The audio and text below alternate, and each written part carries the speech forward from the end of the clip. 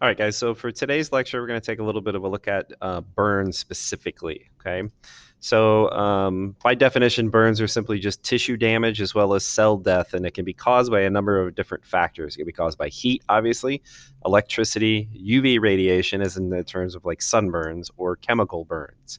The main dangers with burns are the following: so dehydration, electrolyte imbalance within tissue, circulatory shock because of the extent of damage, and then lastly is usually infection.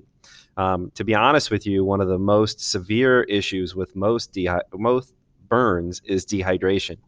If you've ever been pretty severely sunburnt, you probably have noticed that the next day you are very dehydrated. You're very thirsty, looking for fluids to try to replace that. And because it's just because of the cell death. All of that tissue, because our skin is our biggest organ, our largest organ, because of all that tissue damage, that can create some huge issues for us. So really, doesn't matter what type of burn that we're talking about. The number one problem with most burns is going to be dehydration. All of these other ones obviously are in line, but the biggest one right off the bat with pretty much every one of them is going to be dehydration. Okay. The way that doctors figure out the extent of a burn is by using a process called the rule of nines. So the body essentially is divided up into 11 areas. They're all given a representation of about 9%. Okay. And then that 9% is used essentially to figure out how much of the body has been had any kind of damage to it. So you can see it goes like this. So anterior and posterior limbs, because they would both be 9%, so it'd be 9%, 9%, 19% per leg. It comes out to 36%. Okay. The frenum, the genital area, is 1%. Okay. Front and back of both arms, again, is about 4.5%. So the upper limbs together is about 18%. Okay. Anterior trunk and posterior trunk are both 18%, so they make up a total of 36%. And any burn to the face is 4.5. So again, 4.5, 4.5, which is 9%. Okay. So that's your rule of nine. That's what most doctors are going to use to try to figure out how quickly somebody's burnt. Usually, one of the biggest things that we talk about is if it's a burn to the face, genital areas, it's considered severe, really no matter what the extent of the burn is. Okay. Severity of burns can go in 3 degrees. So the first degree is essentially just kind of upper level epidermis damage. Okay. The skin normally will kind of appear this red, swollen, your basic sunburn. Okay. Again, still could be life threatening if you had a large enough area of the body. So if you're looking at, more than half of the body with a first degree burn, you could be pretty severely burnt. Okay.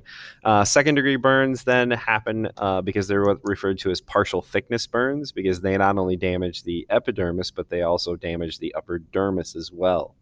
The skin, again, still is pretty red, swollen, but now we have this extent of blisters because we got down into the dermis and we've damaged that dermal layer, and this is the fluid making its way up through the cells that have died up through that dermal layer into the epidermis. So if you've ever had a bad enough sunburn that you actually blistered not too long after you got back out of the sun, you actually had a second-degree burn.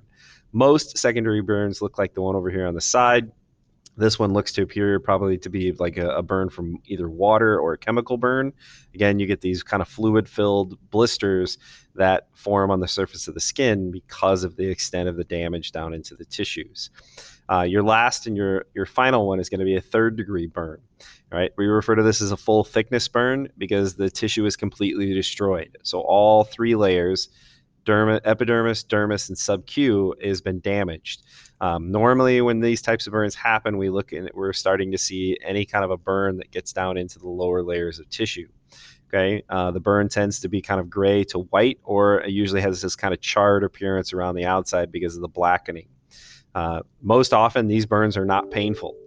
Okay, first and second degree burns are pretty painful, but for some reason, not for some reason, the reason is because you've burnt down through all of the subcutaneous pain receptors, and now there's no feeling essentially in these areas. All right, I'm going to post this video a little bit later so you guys can kind of see it instead of trying to watch it here during the lecture for you guys. Okay.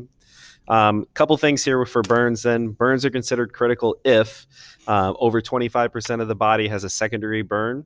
So again, using that rule of 9, if the percentages come up to be 25% that have the second degree burn, then it's critical. Over 10% of the body has a third degree burn. So you could see if it was a third degree burn, say on the arm, all right, especially if it comprised both sides. So one side of the arm is 4.5, the other side of the arm is 4.5. So that's 9%. You would be pretty close right there, just with a 10% burn being critical. The other thing that comes into play then is if the burn is on the face, hands, or feet. If it's a third degree burn on any one of those surfaces, it's then considered to be critical at that point in time. Okay. Another tool here, I'm going to kind of show this again. I'll give you guys a couple different places to look at them, and I'll post the lecture too, so you should be able to, this one maybe not, but the video you can kind of watch during the lecture, during the PowerPoint portion. Okay. This is just another one that kind of shows a little bit of the skin gun and shows you that basic process. Again, you can click on the file on your own in the PowerPoint so you guys can kind of take a look at those. Okay. So real quickly, big takeaways from today for the burn lecture. Know your differences in degrees of burn, first, second, and third. I also know your rules of 9, so be able to kind of calculate the different totals. You're going to need that for the case study coming up during the week. And then know the problems that can arise from burns, and dehydration being the number one problem. Okay.